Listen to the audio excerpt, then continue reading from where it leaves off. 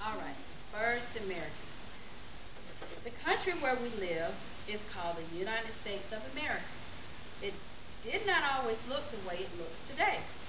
Many, many, many years ago, long before your mother and father were born, long before your grandparents were born, long before even their mothers and fathers were born, 400 years ago, America looked very different. There were no houses like the ones we have today. There were no stores, no other buildings, no cars, no telephones, no television. Instead, there were forests thick with many trees. There were grassy fields, lakes, and rivers, and many animals. There were furry animals in the forest, birds in the trees and in the skies, and fish in the lakes and the rivers. There were also some people living long ago in this land. These people were the first people to live in America, so we call them Native Americans or American Indians. The American Indians lived simply, eating fish that they caught, animals that they hunted, plants and berries that they found growing wild. They also planted seeds in the ground and grew vegetables like corn and squash to eat. In those days long ago, some people who were living in another country, far away from America, decided that they wanted to move away from their homes. They lived in a country called England. A king ruled England. He made many rules that the people told, and he told the people how they must live. He even told them what church they should attend. It made people unhappy. They did not like the king telling them what to do or think. They wanted to live somewhere else. So some people in England decided to move to another land.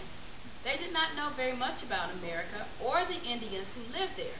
They did not know this was far away from England and the king. That's what they did know. So they all got on a ship, and this ship was called the Mayflower. And they started to sail across the Atlantic Ocean. It was a difficult trip. That means it was hard. It took a long time, many months to sail from England to America. Yeah, I'll tell you about those. There were people sailing on the boat called the Mayflower. The people on the ship, they were crowded together because there were a lot of people on there. See how small it looked? They sailed through stormy weather. There was not enough food for everyone. Some people got very sick.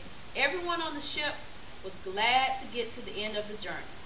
These people who sailed to America were called the Pilgrims.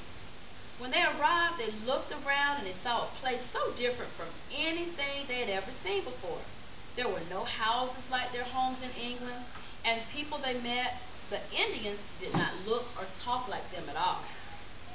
Many of the Pilgrims felt discouraged. They were all hard workers, but life was still very difficult. They did not know how to live in this land, and this was so new and strange to them.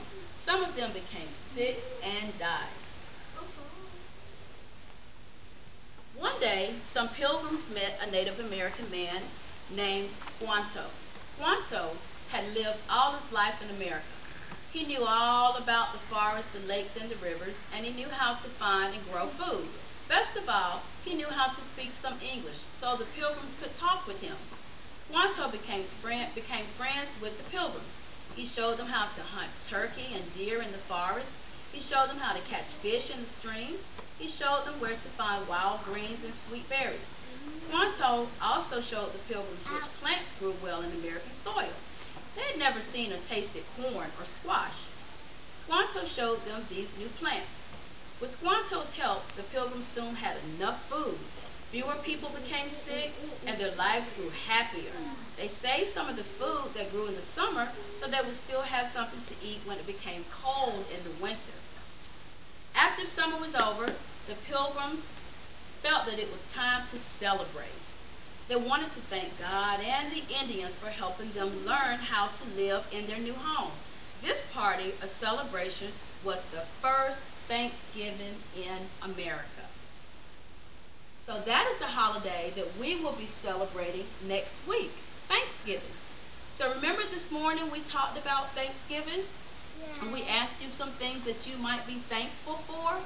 Thanksgiving is a day that some of us come together with family and friends, and we do lots of eating, and we may have parties, we may play games, we do different things for Thanksgiving. So if you could think of one thing that you would like to say that you would be thankful for, what would it be? Eduardo, what would you say you would be thankful for?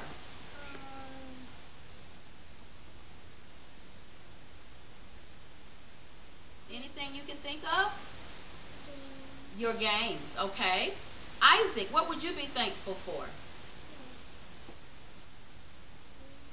Your games. Savannah, what would you be thankful for? Your mommy, okay. Janelle, what would you be thankful for?